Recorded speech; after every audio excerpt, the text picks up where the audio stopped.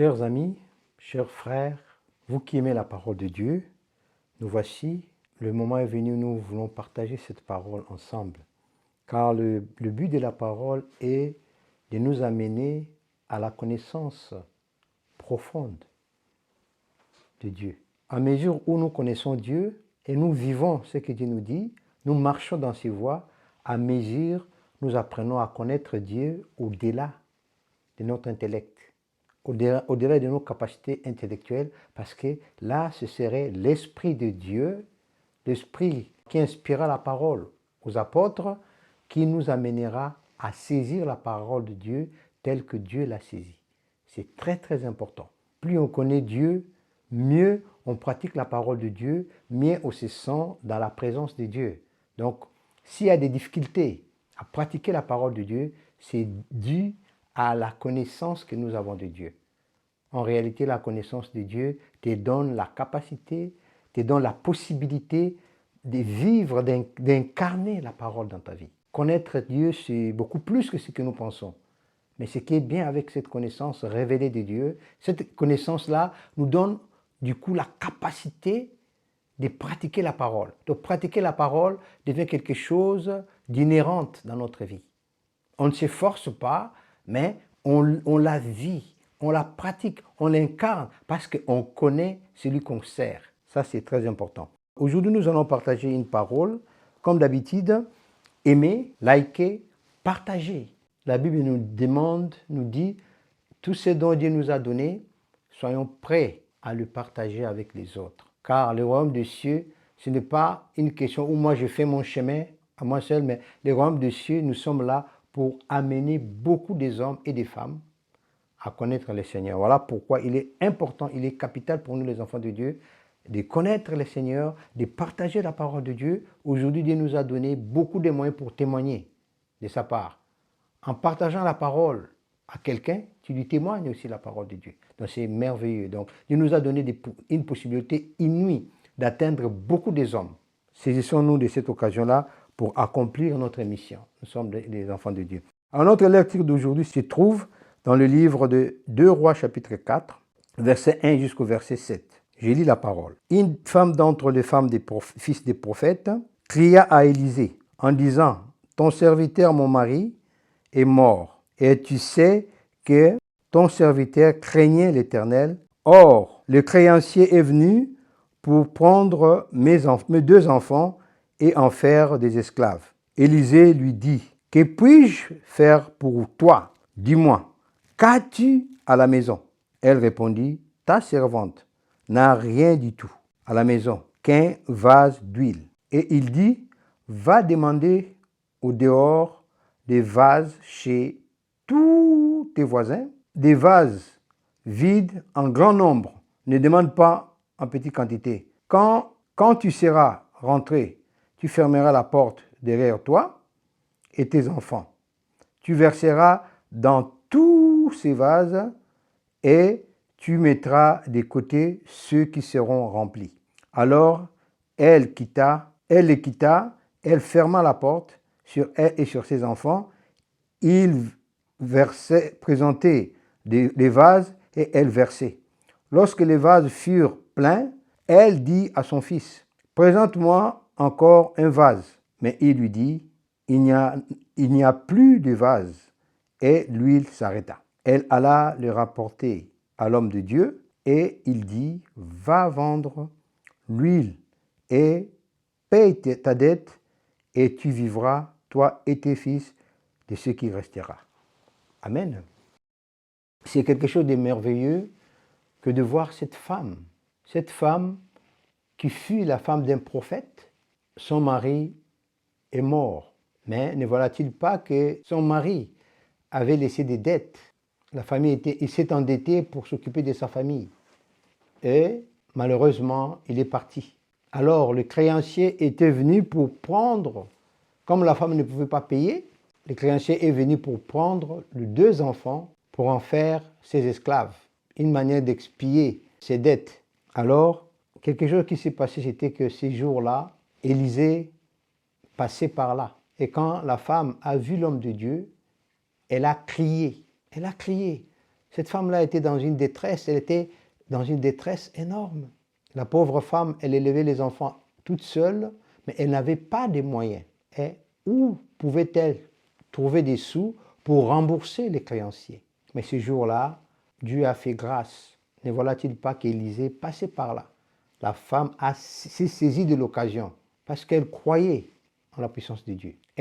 En tant qu'Israélite, elle savait que le prophète représentait Dieu et que dans cet homme qu'on appelle Élisée, la grâce de Dieu était sur lui et cet homme-là représentait Dieu.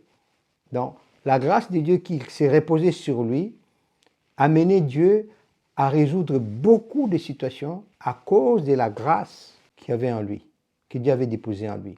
Il est une chose que nous devons comprendre, nous les enfants de Dieu, quand Dieu appelle quelqu'un au ministère, pasteur, apôtre, prophète, évangéliste, docteur, Dieu déverse sa grâce sur cette personne.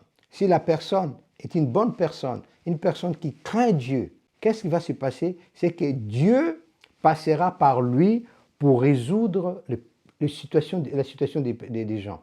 Donc, car sa grâce s'y trouve. Donc, c'est comme si Christ lui-même, à travers cet homme, par la grâce qu'il a déposée en lui, Christ venait agir. Parce que cette grâce-là, d'être pasteur, prophète, évangéliste, docteur, appartient à Christ. Christ lui-même est pasteur, le bon berger, il est docteur, enseignant, il enseignait comme personne n'enseignait, il est lui-même évangéliste parce qu'il évangélisait et gagnait des âmes. Christ lui-même est prophète, c'est le plus grand prophète de tout le temps.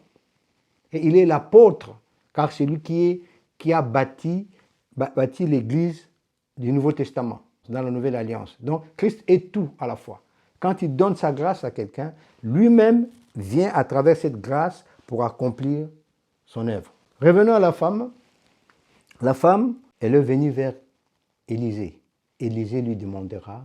Elle dit ses problèmes à Élisée, voilà, je suis à un niveau où les créanciers passeront à la maison pour prendre mes enfants et en faire des esclaves. Élisée lui demanda, que puis-je faire pour toi?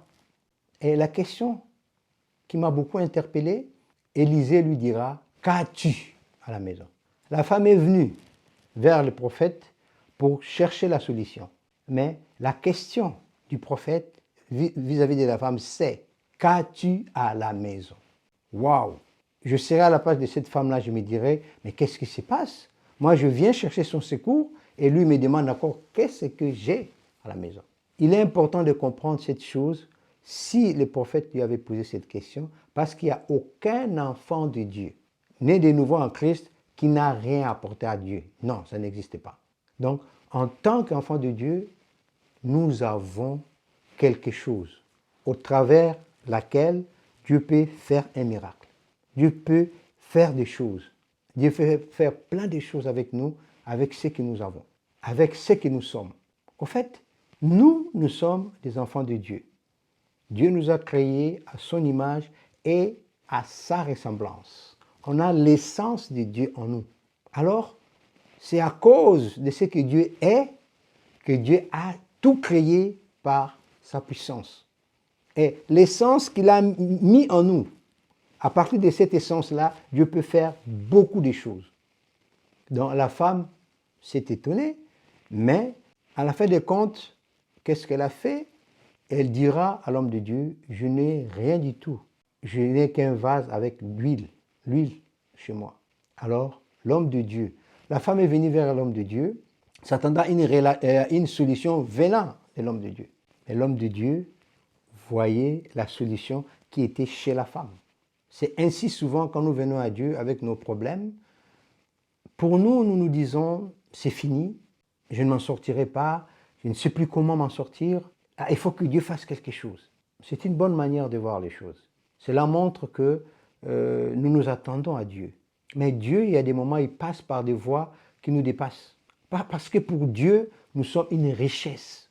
Pour Dieu, en fait, rien n'est comparable à un homme, et surtout à un enfant de Dieu qui est né de nouveau, qui a la nature de Christ en lui.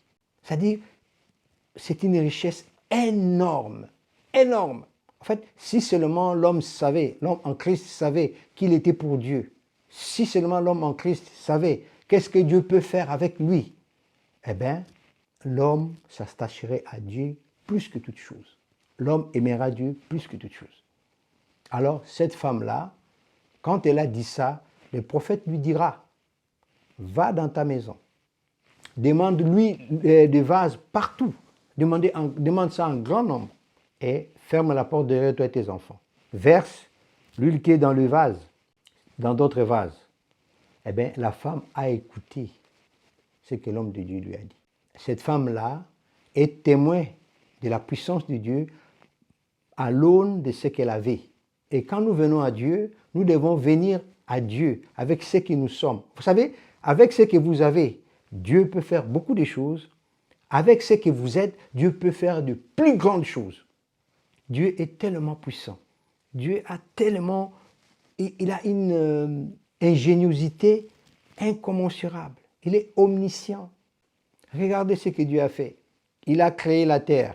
Mais c'est de la terre que ressort tout ce dont nous avons besoin. La nourriture, tout ce dont nous avons besoin. La terre, c'est comme notre mère nourricière. On le trouve dans la terre. Des maisons que nous construisons, les produits de base viennent de la terre. Tout, avions, voitures, tout nous est fourni par la terre. Ça, c'est le plus grand miracle. Mais Dieu, quand Dieu a créé l'homme, Dieu avait dit, créons l'homme à notre image et à notre ressemblance. Mais à la fin des comptes, pour montrer que l'homme c'est une richesse, Dieu a pris la terre, il a fait une forme, et il a insufflé son souffle là-dedans. Il a mis l'esprit, l'être là-dedans. C'est là pour dire que l'homme qui est introduit dans la terre, dans l'argile, est une richesse inouïe. Dieu a créé la terre. De la terre, Dieu tire beaucoup de choses pour nous. Dieu nous a créés à son image et nous a insufflé de son souffle dans la terre, dans l'argile. Il cacha l'homme, cette richesse inouïe, dans la terre, dans cette terre-là qui est l'argile. Cela veut dire que avec ce que l'homme est, Dieu peut faire des choses qui dépassent l'entendement humain. Donc l'homme est une richesse en Dieu qui ne se rend pas compte de ce qu'il est. Alors, parlons un peu de cette femme. Elle est rentrée chez elle, elle a fait ce que l'homme de Dieu lui avait demandé. Et comme résultat, la femme s'est retrouvée avec beaucoup de vases d'huile dans sa maison. Or, l'huile aussi, sur le plan spirituel, c'est une richesse parce que l'huile représente l'onction. Et l'onction brise les joues. Donc, quand l'onction vient dans ta vie, l'onction commence d'abord par travailler dans ta propre vie, en brisant les joues, en te libérant, en te remplissant de la présence de Dieu. Quand l'onction vient dans notre vie, on ne sera plus jamais la même personne. Et quand on apprend à avancer avec l'esprit, eh bien, l'onction prendra de l'ampleur comme on n'en a jamais pensé. C'est vrai que de nos jours, les gens s'arrêtent en cours de chemin. Les gens ne vont pas loin avec l'Esprit de Dieu. Mais si seulement les gens pouvaient comprendre que notre vie doit être conduite par l'Esprit de Dieu pour que nous allions encore plus loin avec le Seigneur. Toutes ces choses-là que Christ nous a dit ne peut se réaliser que si l'Esprit de Dieu prend toute sa place dans notre vie. Et nous, qu'est-ce qu'on fait aujourd'hui? On choisit ce qu'on veut. Donc on ne donne pas ni à Dieu, ni à Jésus, ni au Saint-Esprit la place qu'il faut. Nous nous comportons comme si c'est nous qui devons les utiliser, alors que nous sommes que des serviteurs. Nous devons les suivre et faire tout ce qu'ils veulent que nous fassions. Alors, bien-aimés, cette femme-là s'est sortie de ses problèmes parce qu'elle avait quelque chose. Ça me rappelle le jeune homme-là qui avait 5 pains et 2 poissons. Donc Christ avait dit à Pierre, nourrissez-les vous-même. Les disciples disaient, Seigneur, avec 5 pains et 2 poissons, comment pourrons-nous nourrir 5000 personnes? Il faut tenir compte qu'à cette époque, on ne comptait pas les femmes. À cette époque, on ne comptait pas les enfants. On ne comptait que des hommes. S'il y avait 5000 hommes, plus de 5000 hommes, et combien de femmes pensez-vous qu'il devait y avoir? Parce que quand nous allons dans les rassemblements religieux, où on parle de la parole de Dieu, on trouve qu'il y a un grand nombre de femmes que des hommes. Et il y a aussi des enfants. Donc, les disciples étaient un peu troublés, mais quand ils ont fait ce que Christ leur avait demandé, qu'est-ce qui s'est passé? Un miracle s'est accompli. Après que les gens aient mangé, ils ont ramassé des paniers de nourriture qui restait. Parce que les jeunes hommes-là avaient quelque chose. Alors, on peut avoir des choses matérielles, mais les choses matérielles ne suffisent pas. Ce que Dieu attend de nous, en tant que des hommes spirituels, nous devons avoir des choses spirituelles. Ces choses spirituelles-là doivent se trouver au plus profond de nous. Et qu'est-ce qui peut amener ces choses dans notre vie? C'est la parole de Dieu. La parole de Dieu est au commencement de toutes choses. Quand la parole vit dans notre vie, quand nous laissons la parole vivre sa vie dans notre vie, nous sommes prêts à être des témoins des grandes choses que Dieu peut faire. Notez que tout ce qui existe a été fait par la parole de Dieu. Quand la parole de Dieu vit dans ta vie, la parole de Dieu va commencer quand elle habite ta vie, après un moment, elle va commencer à réagir. Quelqu'un qui vit, bouge, réagit, opère. C'est ça ce que Dieu attend de nous. Il faut que la parole vit sa vie dans notre vie. Il faut que la parole trouve toute sa place. Tant que la parole ne devient pas comme une sorte de réaction dans ta vie, c'est qu'elle n'a pas encore trouvé sa place. En fait, l'homme, quand l'homme fait des choses bien réfléchies, c'est un côté de l'homme. Mais le vrai côté de l'homme, c'est dans sa réaction. Parce que la réaction est spontanée. La réaction n'est jamais réfléchie. La réaction, ça se déclenche tout seul par rapport à une situation. Alors, la parole devrait prendre une place profonde dans notre vie. Il doit avoir une contenu et une consistance de la parole dans notre vie. C'est alors que la parole va commencer à agir. Et quand nous avons un besoin, une situation qui nous dépasse, Dieu agira qu'à travers la parole qui est en nous. Donc la parole, c'est une richesse au-delà de toutes les richesses. Cette femme-là avait l'huile. Dieu merci. Les jeunes hommes-là avaient 5 pains d'or et 2 poissons. Mais nous, ce que le Seigneur nous demande, c'est que nous ayons la parole. Il faut que la parole habite dans notre vie. Quand la parole prend toute sa place, eh bien, toutes les richesses de la parole s'incarneraient dans notre vie. Toute la puissance de la parole se manifestera dans notre vie. Voilà, bien-aimé, qu'as-tu dans ta vie? Est-ce que tu as la parole? Avoir la parole, ce n'est pas seulement connaître la parole. Tu peux connaître la parole, mais si tu n'as pas la parole, celle est ta parole. Ce n'est pas ce que tu connais, mais c'est ce que tu vis tous les jours. C'est ça la parole qui vit en toi. S'il y a un décalage entre ce que tu sais ou tu connais et ce que tu es, c'est que la parole n'a pas encore pris sa place dans ta vie. Mais quand la parole prend sa place dans ta vie, c'est-à-dire tu fusionnes avec la parole, le caractère de Dieu, la personne de Christ, l'essence et la nature même de Dieu se manifestent dans ta vie, devient visible parce que tu vis comme si Dieu lui-même vivait, comme si Christ lui-même vivait en toi. Voilà pourquoi Paul, qui avait compris ces choses, il a dit, si je vis, ce n'est plus moi qui vis, mais c'est Christ qui vit dans ma vie. À d'autres termes, la connaissance de la parole que nous avons doit nous amener à faire de sorte que Christ s'incarne dans notre vie, que nous incarnons Jésus-Christ, que nous donnons corps à la parole dans notre vie. Quand les gens nous voient, les gens lisent la parole au travers de notre vie. C'est ce que Dieu attend de nous. Et si nous arrivons à cette dimension-là, eh bien, nous verrons la puissance de Dieu. Parce que la parole va se libérer elle-même. D'elle-même, elle a accompli beaucoup de choses. Comme elle a toujours accompli les choses, dès le début, dès le commencement, la parole a agi. La parole est vivante. La parole est la même dans toute sa puissance. Elle n'a pas changé. Mais elle doit vivre en nous.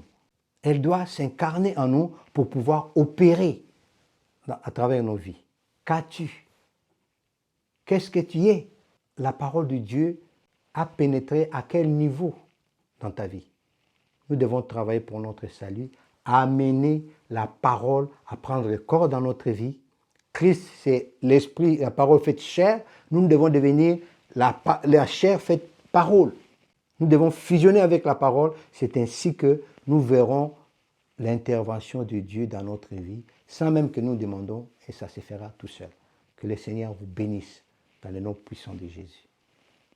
Soyons comme cette femme-là, elle avait quelque chose devant Dieu. Nous amenons la parole, car la parole renferme la vie et toutes les richesses qui peuvent exister. Christ en nous, c'est l'espérance de la gloire. Toutes les richesses sont en lui, et Christ est la parole. Et quand nous vivons la parole, nous vivons la puissance de Dieu. Nous verrons la puissance de Dieu dans notre vie, dans le nom puissant de Jésus. Nous ne chercherons pas, mais la puissance se manifestera elle-même. La puissance va courir après nous. Aujourd'hui, les gens courent après les miracles. Mais non, dans l'ordre de Dieu a fait que les miracles puissent nous courir après, parce que les miracles verra que la parole est en nous. Et là où il y a la parole, il y a le miracle. Là où il y a la parole, il y a Dieu crée des choses. Dieu agit au-delà de tout ce que nous pouvons penser ou imaginer. Soyez bénis dans le nom de Jésus. Amen.